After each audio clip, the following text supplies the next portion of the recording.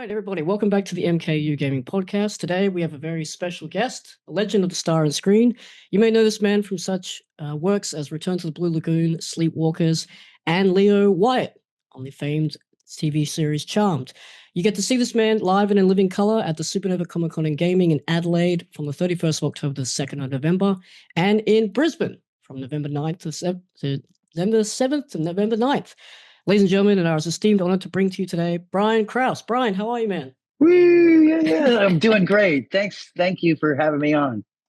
Oh, it's an absolute trip. I just wanted to talk to you really quickly about, we spoke just then about seeing you at Supanova in Australia. For yourself, because it is so, I guess, completely the other side of the world, how does Australian conventions differ from the American conventions that you've been doing now? Do you have a preference? Does you like one you like more than the other? It is different. It's definitely as soon as we get out of the United States, it's the fans are different. There just seems to be a little bit more. Americans can be a bit different. The loud American is kind of true. Yep. And personal space and the whole thing is somewhat invaded sometimes in at the American cons. And what I find in Australia is everyone's just polite and generous and open, and it's very different once we get out of the States. Now, speaking exclusively about Supernova, my notes here say that you were last at the Gold Coast Supernova Convention back in 2020, so right before the world changed, if you will. But that's right. It's been almost a decade since you've been to Brisbane. You were last here in 2016. Now, there's been so much change in the world, not alone with conventions, but just in everything that's been happening. How excited are you to come back to Brisbane after almost a decade to see, so many Charmed fans, globally now that you're seeing first and foremost in America. But man, we've got them in droves down here as well. So, Yeah, are you excited to come back to Australia after? Absolutely. After everything changed, I wasn't sure if we were going to get down there again because I've done Supanova. I've done all the shows, Sydney and Perth and Adelaide and Brisbane and Gold Coast and Melbourne. And, you keep going back to the same market. But now that we're a few years on and it seems like, they're excited to have us. And, I can't wait to see Brisbane again and Adelaide as well and just kind of take it all in one more time. Well, like I said, like we're so giddy down here. Now, before we get into obviously a lot of the Charm stuff, there's so many theories and questions about Charmed. I'm sure you've pretty much heard them all at this stage. But I wanted to talk about stuff that you've been doing in your personal life. Now, it's not every day that you do a marathon, let alone your fourth marathon. Is this correct? Are you preparing, or have you done? I'm debating. It's I haven't been running for quite some time. I kind of just got into like hiking and walking and so to gear up to do, I don't know. I'm debating. I think I have one more in me. But it's is it going to be this year, next year? Like I'm slowly starting to run a little more. I just got some new running shoes. But I can't seem to get past the walking phase. You gotta enjoy where you are. You can't just speed through. That's right. So, but if you were to do it, would that be your fourth one? Yeah. The amount of training and the hiking, that's obviously a part of it, but like the long distance. It takes a lot of time. I think anybody that's trained for a marathon knows, or if you're thinking about it,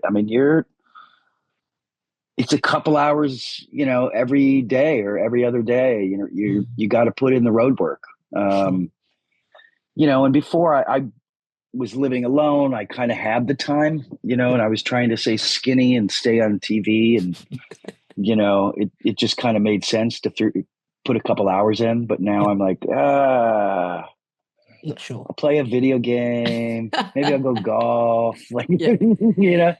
Do you have any preference on video games these days? Well, I was playing Battlefield Online for a while. Yep. And then it just kind of got, I don't know, it got to me, I felt like I needed a friendlier game. Um, and because, you get on there and some of these 9-year-olds are blowing me out of the water, and then they're all talking trash. Yeah, of It's course. like, and then they're kicking me out of their group, It's like, so I got into Asphalt 9 this last year and Okay. I got addicted to it. Yep. You still playing it now? Well, I just moved in May, and no, Xbox is in the storage. We're kind of in a Airbnb situation for a couple of months. So Okay. I know I had to hang it up cold turkey. He had to cut back on the asphalt. Yeah. Oh, now switching gears just to get a little bit more into the real life world, for a moment here. I was seeing that you were producing, if not, had just finished creating a documentary on the homelessness situation in America. Um, is that something is that still undergoing, or is that finished for you now? So we were working on that in 2019. Yep. I was shooting all the footage, doing all the research, and then when I got back, the world shut down. Of course, yeah. And the homelessness in Los Angeles Mm.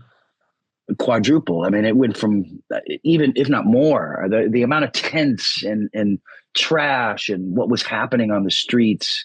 All the footage I had was kind of moot because it didn't represent what was really happening during 2020, 2021.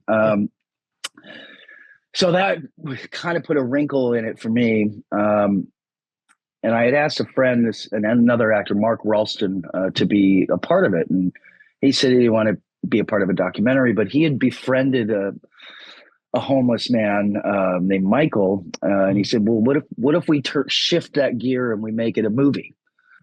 I said, all right, let's write a script. So he wrote a script called Michael and Me. And I shot a kind of a teaser, like a 6-minute, did a bunch of different scenes. And then we used that to pitch it out there and sell it. And it just didn't get any traction at the time. I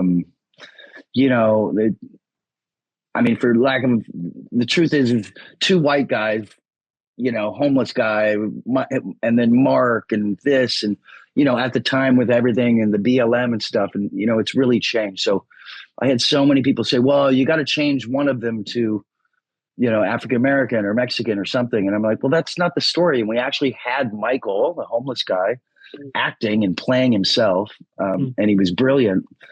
So it just kind of wound up going nowhere. I've debated getting back into the homeless documentary and everything that's happened, especially California, who's lost billions, like 20, 30, $50 billion that's been allocated for the homeless. And they don't know where it is or where it went. And they don't get people off the street. They didn't build the infrastructure. It's a little, to say it's corrupt and fraudulent is an understatement. Perhaps calling people out may not be so good for my health. Yeah. So I'm kind of sitting on it right now. Right. Just hold on 1 second. My microphone just quickly dropped out. Can you still hear me? Yes. Okay, 1 second. Hang on. All right. All right. Is that working now? There we go. Sorry about that. No worries. Yeah, I mean, it is such a intense situation to deal with, let alone, I guess, all the research and development you must have done, and seeing everything, I mean, firsthand to such a, through the camera, but also there in person, because it is one of those things in society now where people sort of, it's not accepted, but it's almost taken for granted. Like there's a person on the street. Oh, okay. Well, I'll, People just step over it, drive right by it, There was a particular neighborhood we lived in, is kind of the Hollywood area. And if you lived in the hills, well, they don't go up there. Right. And so you can get to the store. And so when you turn the corner in your own little bubble, now when you get to the highway, it's a mess. And, a lot of those people weren't living in it. And it's fascinating to watch people just, yeah, you walk right by it. You don't even look, on Hollywood Boulevard, they had tents, like rows and rows of tents that took over the sidewalks. Mm. And it was okay. Yeah. Trash everywhere. Nobody did anything. Nobody cared. Yeah, wow. It's really shocking that, we allow people to, live that way and without getting some help or cleaning up the neighborhood. More people were dying in their tents from, meth fires or fires, catching their thing on fire, overdoses. And they're like, oh, you got to be compassionate and let them live their life. And it was my take that you're not being compassionate, you're being an enabler. Right? Yeah. You're helping this person get deeper into their addiction and mental health issue. Yeah, no, that's completely accurate. Yeah, I agree. I mean, here in Australia, we not to the severity that you've explained here, but we have a similar thing going on with the homeless population here, and I think they're trying to do the right things, but it is one of those things that it's going to take more than just sort of throwing money at it and going, okay, you guys work it out. It's like, man, like, right. But I really hope that we get to see it because, I mean, it sounds like you've done like an intense amount of work on it, and the COVID situation, be that as it may, but I mean, it's something that needs to be shone a light on. So fingers crossed we get to see that for you, Brian, because it needs to be needs to have a light shined on it, essentially. Yeah, it's California, specifically in Los Angeles. I mean, they're under investigation. The FBI is looking into it. Literally lost $50 billion. It's gone nowhere. They've barely gotten anybody off the street. And then, they throw all these other things. Oh, don't look over here, Trump or whatever they say. It's anything except, oh yeah, our own problem. It's like, of course. Okay, let's blame everything else. And we aren't, what are we doing? Yeah. It's tricky. A shame. Yeah. But speaking of shining a light, I mean, we got to talk about it, man. We have to talk about it. We have to talk about you as the white lighter, Leo in Charmed. I mean, looking back at that series now, I mean, just going through my notes here, Brian, you were up against an intense television roster at this time to have Charmed like be on screen, let alone have the success it had. I mean, in the 90s, these are the people that you were up against. I mean, you were going up against ER, The X-Files, I mean, Buffy in that similar genre, Seinfeld, Friends, Fresh Prince of Bel-Air, 90210. I mean, that is a stacked weekly, let alone on binge-worth television now. I mean, you say, I mean, there are channels dedicated to these shows now. I mean, this was an everyday, once a week situation for you guys. I mean, looking back at that series now, I mean, are you surprised at all that it's had the longevity it had? Or did you ever feel like when you were there with like Holly and Shannon and once Rose came on as two, did you ever feel like, okay, and Alyssa, do we feel like we've got something here?